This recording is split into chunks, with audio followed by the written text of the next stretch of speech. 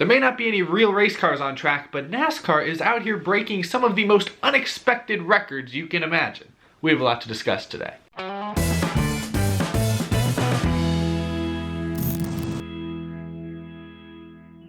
How's it going, y'all? My name is Eric, and welcome to Out of the Groove. While most of the world continues to be on pause, so to speak, I hope all of you out there watching are taking care of yourself. I hope everyone is doing all right during all these troubling times. But yeah, while pretty much every other major sports league in the world has stopped, NASCAR has continued and is doing so in some very new, exciting, and innovative ways. I mentioned this in my other video. There are obviously a lot of very bad, troubling things going on in the world right now, especially if you're just reading the news or on social media. It's very easy to get just kind of sucked into all the negativity in the world, and it's obviously very worthwhile to give all these negative and bad stories the proper attention they deserve because it's all very serious. But it is important to, at the very least, not ignore the positives when they do happen. It's important to acknowledge the good things that have come out of this, and there have been some good things, especially if you're a NASCAR fan. That's what we're going to focus on today. Some very good things that came out of this past weekend. That's what the focus of today's episode is going to be. But before I get to that, today's episode of Out of the Groove is sponsored by Alka Seltzer. Actually a fan of the show, believe it or not. Alka Seltzer starts neutralizing acid in seconds for heartburn relief. Alka Seltzer is available at Walmart's all over. Alka Seltzer is actually working with the US government to help prevent the spread of COVID-19. They've been supporting NASCAR for years. I remember, I'm a big Matt Kenseth fan.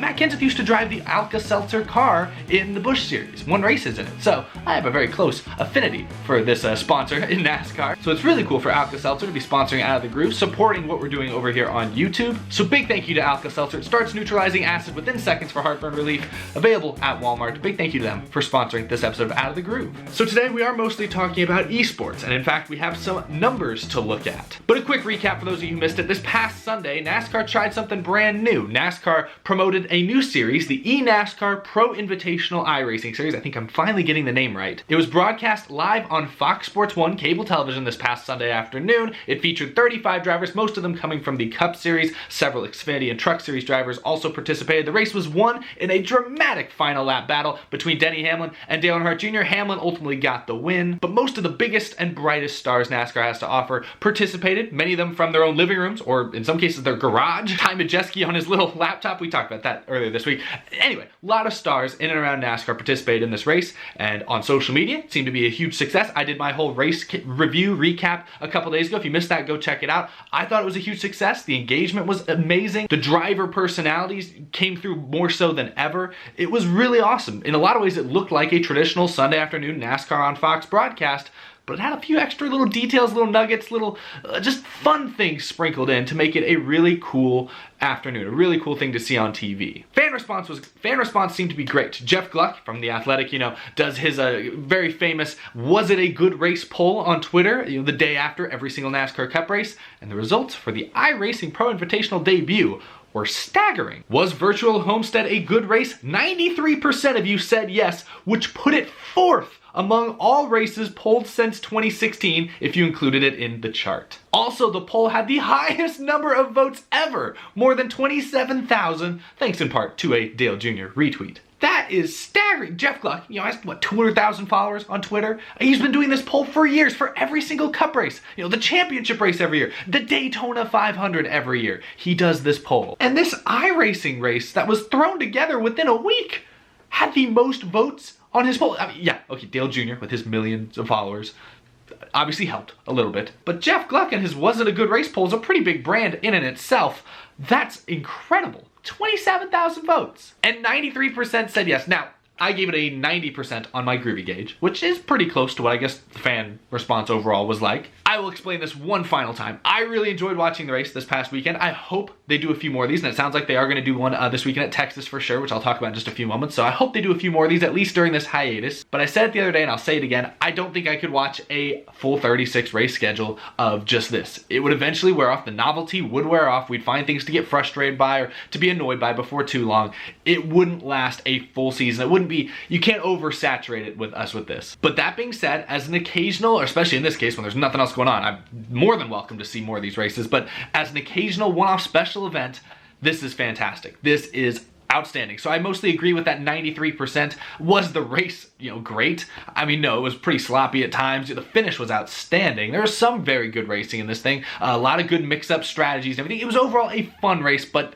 compared to your traditional, what a normal race would look like in NASCAR, I couldn't say. If a real race played out the way this iRacing race played out with all the spins and cautions, it was the Busch Clash, and a lot of people didn't like the Busch Clash. So was it a good race? I mean, that's very subjective. That's hard to judge in this case, but it was a very fun broadcast to watch, so I think the 93% isn't too shocking, but for that to be in the top 5, highest percentage yes vote on Jeff Gluck's poll. I mean, I know I'm just focusing on this guy's poll, and it's just Twitter. Twitter doesn't capture everyone, but that is still noteworthy. We have some more and arguably more important numbers to look at here as well. The TV ratings, because this race was on FS1. Cable television, national TV, the TV ratings are in. FS1 earned a .53 rating and 903,000 viewers for Sunday's inaugural eNASCAR Pro Invitational Series esports event per Showbuzz Daily. An estimated 903,000 viewers for an esports event. I mean, these aren't real race cars. And like I said, there was almost no marketing for this thing leading up to it. They didn't even have a date set. They didn't even have it. It wasn't even in the TV guide until like 4 or 5 days before it happened. It was a super narrow window. There was very little fanfare beyond just what, NASCAR fans saw on social media for this thing. 903,000 viewers. Now, everyone's going to want to compare this to things. So let's compare this to what other motorsports ratings would look like. So obviously, first and foremost, 903,000 viewers, while it's pretty cool, pretty big number, way off from what a traditional NASCAR Cup Series race draws in. An average Cup Series race on FS1 or NBCSN, cable networks, not the main broadcast, because those obviously those reach larger audiences. Fox and NBC reach larger audiences than FS1 and NBCSN do. So compared to other cable TV NASCAR races, they still average more than a couple million viewers, often 3, 4, 5 million viewers per race. So, less than a million, obviously way off from what a traditional NASCAR Cup Series race is pulling in, even on cable networks. Now, there are some NASCAR races on cable that have dipped into the 1 million to 2 million range of viewers, so this isn't too far off from some of those, but most NASCAR Cup races on cable TV are well more than double, triple what this iRacing event brought in. Not too surprising there, but let's compare this to some other motorsports. So the 903,000 estimated viewers is very similar to what the Xfinity Series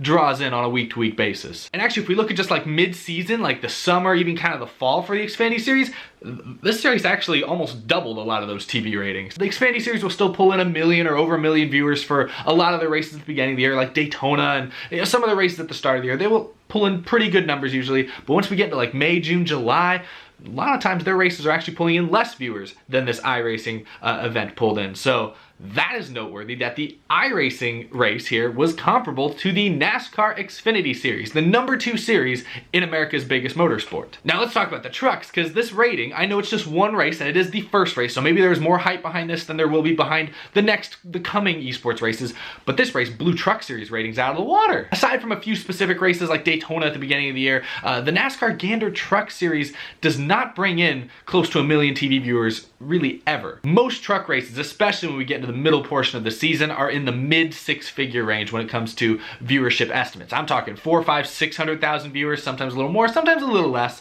but needless to say, almost always less than the 900,000 that this iRacing event reportedly drew in. I don't want to sound like I'm picking on anyone here, but if we look at IndyCar, the second biggest motorsport series in the United States, now the Indianapolis 500 obviously gets incredible TV ratings. A lot of people tune in for the Indy 500, so let's kind of take that one out of the equation here, because every other IndyCar race is kind of down here. Indy 500 is such an anomaly. It's such a big spike compared to their other average races. Let's kind of ignore the Indy 500. Let's focus on all their other races. Last year in 2019, IndyCar's most viewed race on cable television, remember I'm comparing FS1 to NBCSN because that's kind of the same thing there. IndyCar's most viewed cable TV race last year drew in about 530,000 viewers. So the eNASCAR Pro Invitational nearly doubled the audience of the highest, most viewed IndyCar race on cable TV last year. That's a pretty good day. Now, there is one more number I want to look at here and compare things to. This is an esports event, so let's compare this to other esports events on TV. First reported right here, the Pro Invitational this past Sunday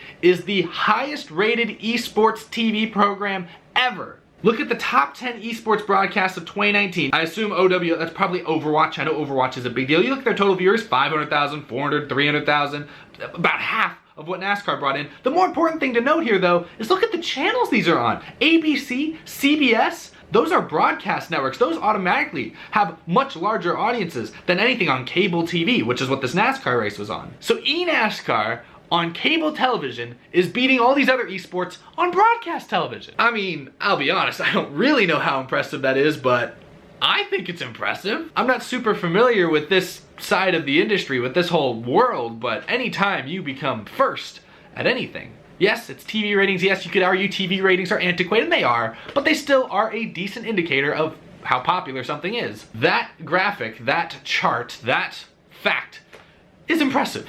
That proves to me that this iRacing event was a huge success, and that's why it's no surprise that they are planning to continue this thing for the near future. And the fact that this didn't even become a thing until less than a week before it was scheduled to happen, the fact that it brought in those numbers, I mean, obviously, it's still got the NASCAR label. It's a Sunday afternoon when most people expect NASCAR to happen. Yes, it still had the star power. Jimmy Johnson, Kyle Busch, Dale Earnhardt Jr. was racing in this thing. So it had the star power. I expected it to do well on the TV rating side of things. I expected in the mid to high six figures. I didn't quite expect 900,000. I had literally nothing to base it off of, but if I had to have guessed, I would have put it in the 600,000 to 700,000 viewers range. So 900,000 beat my uneducated estimation, but still, very impressive, but not entirely shocking given the star power that was involved. Jeff Gordon calling the race. I mean, like I said at the beginning, if you were just flipping through the channels, at first glance, this looked like a normal NASCAR race broadcast. You might for a second have thought it was a real race happening at a real racetrack.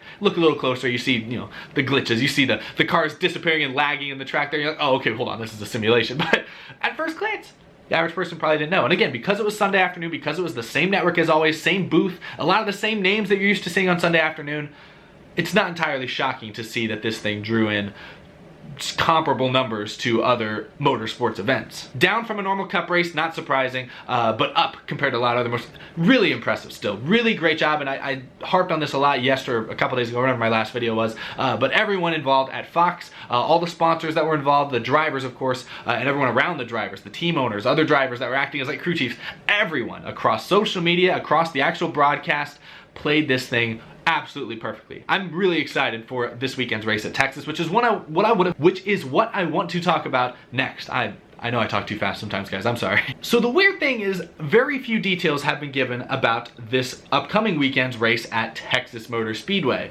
NASCAR put this tweet out from their initial Twitter account, you know, basically claiming, yes, we're going racing at Texas this weekend, it's continuing, the series is going on. It sounds like Fox is going to still broadcast it, but it's weird, there has not really been an official statement from NASCAR, from Fox. There have been no details given yet as far as like day and time. I assume it's Sunday, probably gonna be around the same time this race was, probably 1:30 p.m. Eastern time, if I had to guess. But if you look around, there are no specifics there. As of the time I'm filming this, which is early on Tuesday, there have not been any announcements made that officially say when the race is, what channel it's on, who's brought. Hasn't been that yet, which is interesting. It still shows that this is all very much happening spur of the moment. It's a work in progress. But I do believe the race is happening this weekend. You've had some drivers like William Byron, I saw Anthony Alfredo, they both tweeted out photos of them practicing for this weekend. Anthony Alfredo in a lobby there with several other Cup Series drivers that I would assume will be in the race as well, practicing at Texas Motor Speedway, getting ready for this race this weekend, but we do not yet have a specific time or day confirmed, but it's probably safe to bet it'll be Sunday afternoon again. We also don't have a network, probably FS1, but that has not been 100% confirmed yet. So hopefully they get that together soon. I'll be really curious to see what the ratings look like race 2 compared to race 1. Race 1 seemed to reach a lot of people who aren't even big NASCAR fans that seem just genuinely curious as to what a NASCAR esports broadcast was looking like on TV. Perhaps some of those people will jump over to 2. Perhaps they will have spread the word around enough that some new people will also join for race 2. I'll be curious to see what happens. I think with all the positive reception, I would expect race 2 to get better ratings than race 1. Yes, race 1 has the advantage of being the first. Everyone was really curious to see how it happened. I'm sure some people who watched it didn't like it, so maybe some people will tune out. But race 2, if I had to guess, I think we'll have slightly better ratings. But I'm really excited about it. I hope you guys are too. I'm really still just shocked at the reception this thing has gotten. You know, Denny Hamlin put a tweet out after winning the race Sunday afternoon. He said, "Tonight I did more interviews post-race than what I do normally. Received about 131 texts to what is about 140 after a NASCAR win. Good Morning America in the morning and Sports Center tonight. I'd say today was a hit. Happy to be a part of it." Again, this thing, and I tweeted this during the race, this broadcast on TV for NASCAR, for eNASCAR, really made waves throughout the sports world. I mean, ESPN doesn't talk about NASCAR hardly at all, but SportsCenter, starving for content, everyone in the sports world was sitting down with nothing to watch Sunday afternoon. Many of them tuned into this NASCAR broadcast, I'm sure, or at least saw it on social media, and so interest was officially peaked at that point. Denny Hamlin obviously winning the race, getting all this press, it just shows you this thing was a success. And the fact that it came together so fast, so quickly, and it turned out this well, kudos to NASCAR. We always talk about NASCAR not changing fast enough or sometimes making changes too quickly that aren't well thought out and maybe have negative effects in the long term. But I've been telling you guys this for several years now. NASCAR is listening to the fans more so now, or the last couple of years, than ever before. And they are more so now than ever willing to make quick changes based on fan opinion. Fans like something, NASCAR is able to change it almost overnight these days. Fans don't like something, NASCAR is sometimes capable of changing it very quickly. So right now, fans have a louder voice than ever before.